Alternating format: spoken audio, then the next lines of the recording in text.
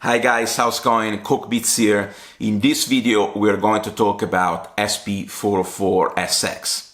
The SP404SX, for those of you that are into lo-fi, hip-hop, old school, boom bap, it's a classic machine that has been used so many times along the MPC 2000 XL to create the signature sounds of a lot of classic recordings and classic performances by top producers in the lo-fi niche genre.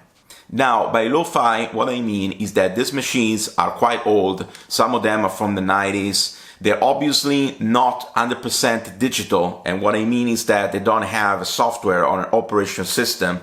They're just literally a piece of plastic with pads. You can stick in batteries and you can try to make the best out of the collection of samples or sounds that you use in your productions. Now, the SP404SX, along of the MPC 500, which is another classic machine that it works on batteries and is portable.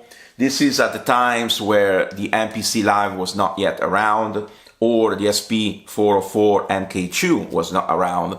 Those are all machines that are digital, they're portable, and they're more in line with producers that are used to work on a computer or on a DAW.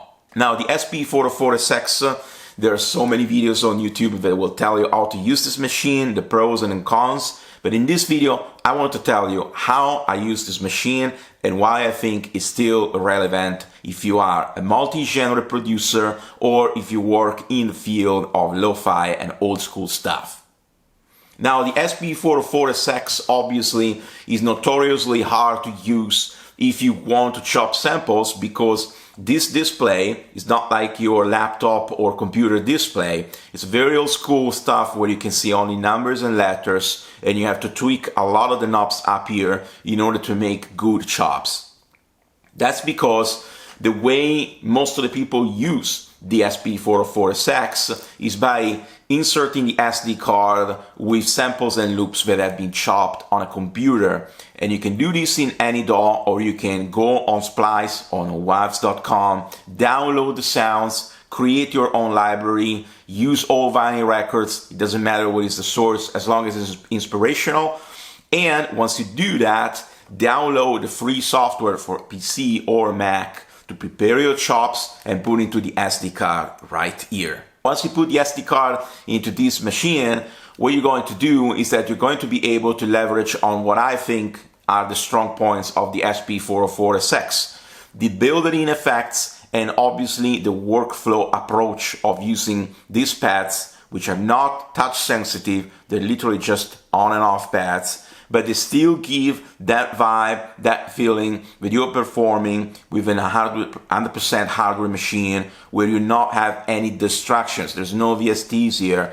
There's only one thing going on. It's you and your samples, you and your sounds. Now, I made videos online, and you can see one up here on my left where I perform on the SP404SX using a mix of chops that I downloaded online and also stuff that I prepared from some random vinyls I bought for £1 in UK.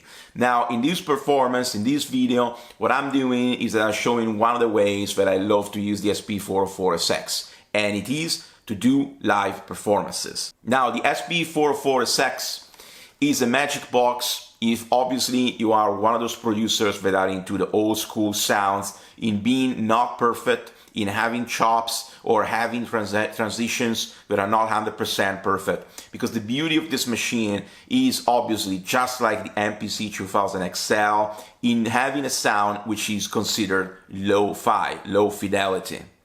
Now, this machine I bought, I think, 6 or 7 years ago, second hand, obviously, and I was lucky enough to get the original box, the adapter. If I didn't want to use the batteries, I can still plug in this into, electricity, and I don't have to think about batteries running low.